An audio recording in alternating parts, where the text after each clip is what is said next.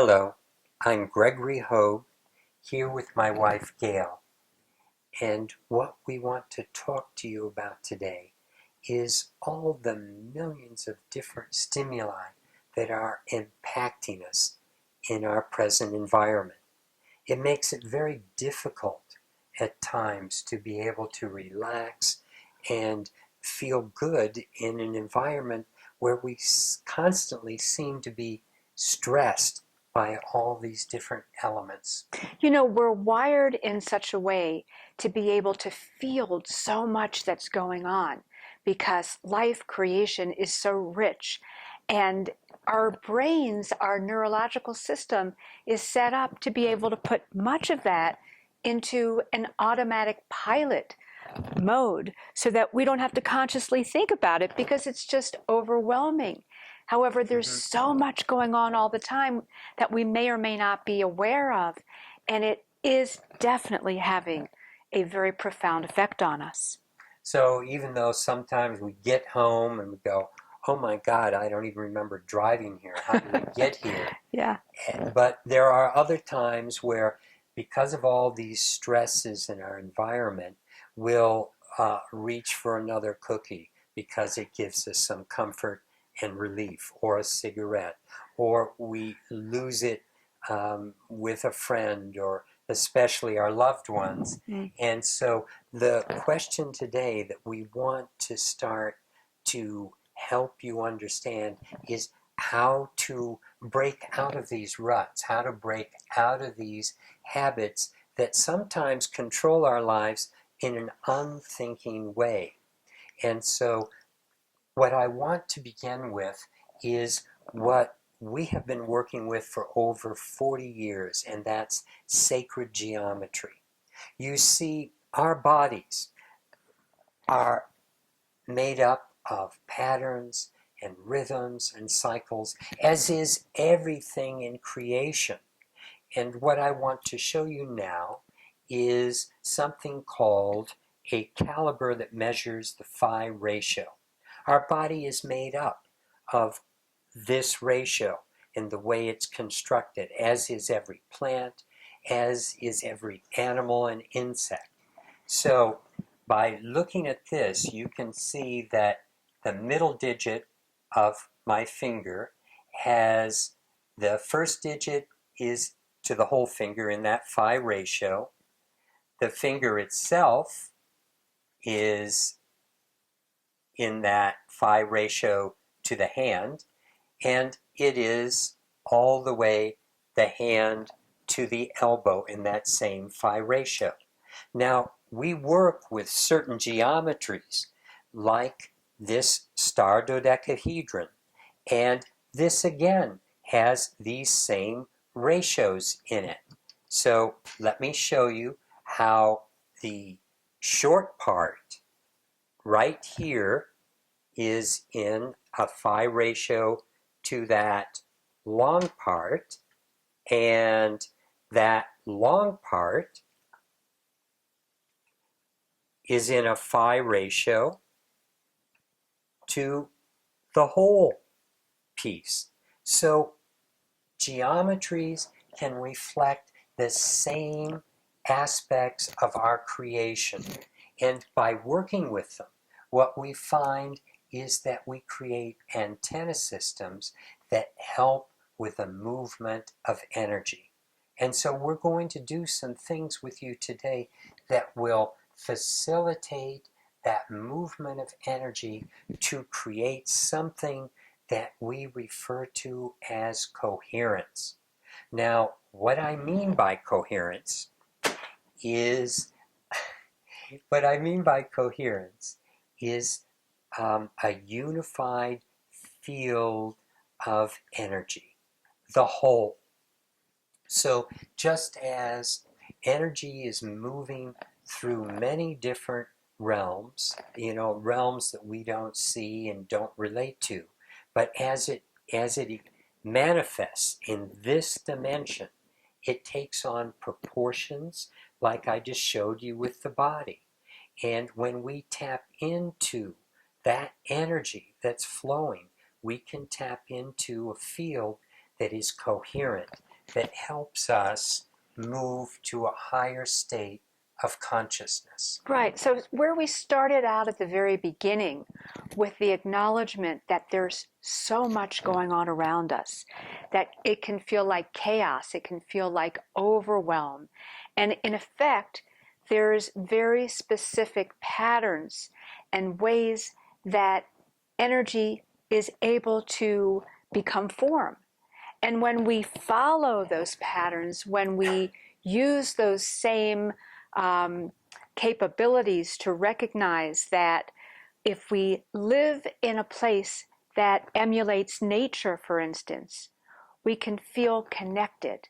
And it gets back to the fact that when we talk about that unified field, we want to feel a relationship to everything. We want to feel that we're connected to all of this creation, to each other, to our higher selves, to spirit.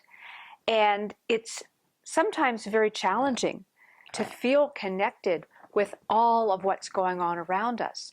So when we use geometries, it helps us become centered and balanced and able to find that real essence, that core of who we are, and to respond from that place rather than being triggered by other things that can set us off balance, whether it's emotional or there's something going on that might be an old thought that's triggered, a pattern that's triggered, so we start to react in a way that we may not want to.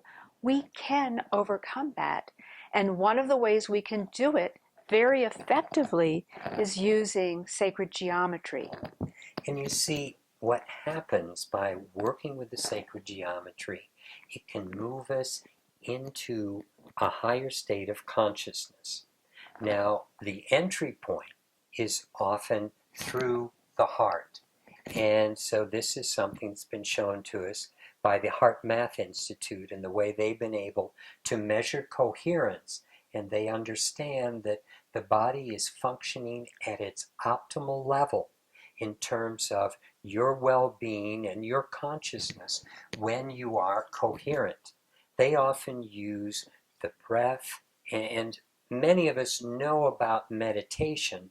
And so just to give you a slight feedback on what our take on meditation is, it's much more than just a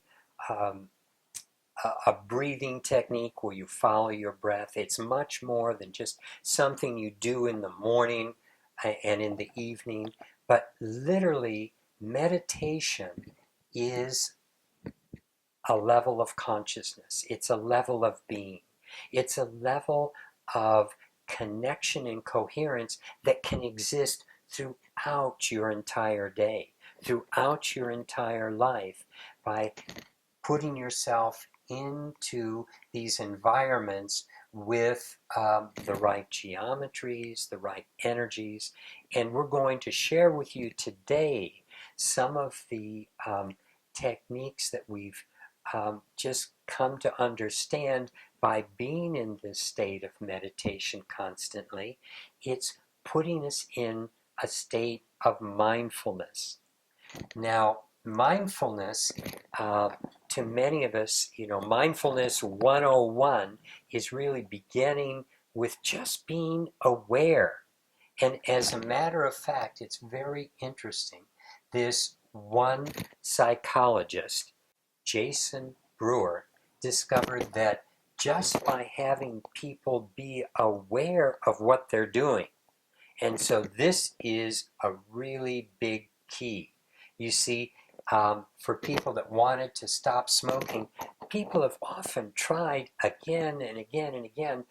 I think an average, he said, of 6 times per person, where they tried to use their brain, their mind, to change their behavior. But what happens is the brain has certain patterns that really it's our job to disrupt those patterns, because there's something that science talks about, the least action pathway, where we want to go to that familiar place. There's a rut in the brain. There's synapses. There's something actually there that's telling the brain what or telling us what to do. The brain already knows it. It already predetermines that.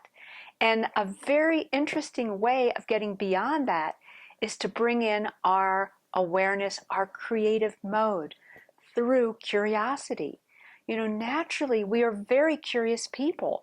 When you look at a child, the way a child's learning, you can see on their face when they get something new, they're very curious, wanting to figure it out, wanting to understand their relationship, your relationship to what is here.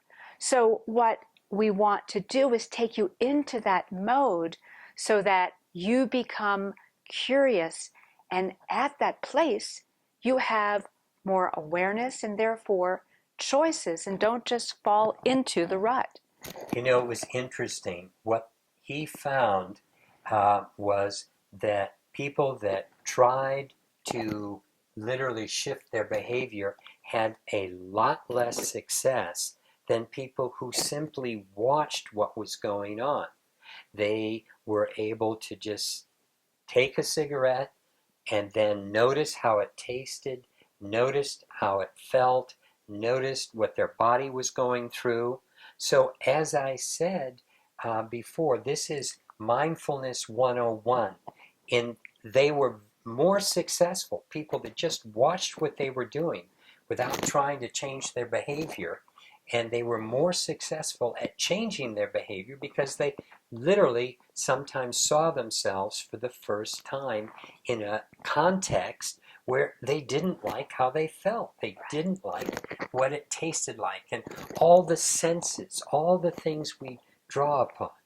Yeah, there's something very important about recognizing the importance of just becoming the observer.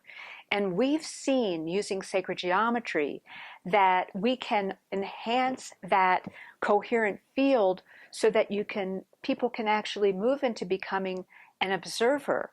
And in that place, you're very powerful. It's like being the eagle when you're up at a very, very high distance and still have that accuracy of visual acuity, that perception, then everything that's going on around becomes something that you can interact with by noticing where you want to be. Much like what scientists are talking about with quantum physics now, this belief, this understanding about as an observer, you are creating reality because there's so much potential out there. So, what we're doing is giving you tools, opportunities to become the observer, and that way, the creator of your destiny.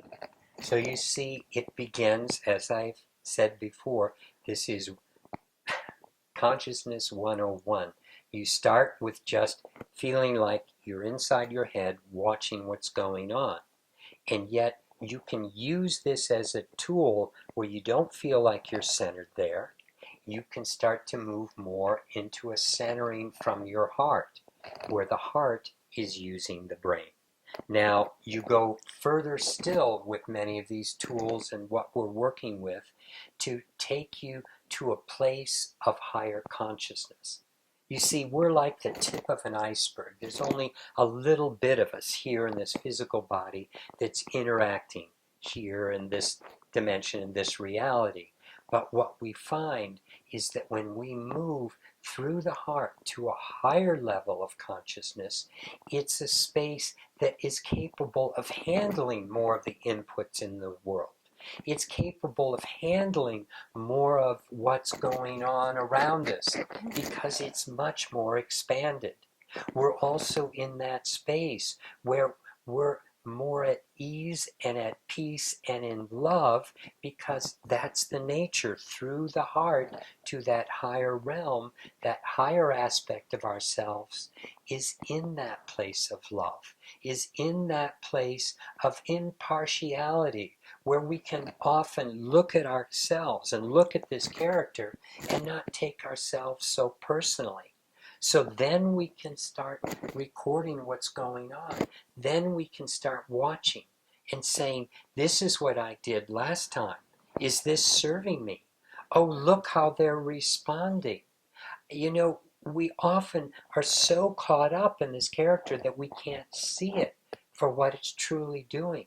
But the further out we can go into that part of ourselves, it's not further away from this character, it's just at a bigger space of this character, so we can watch what's going on.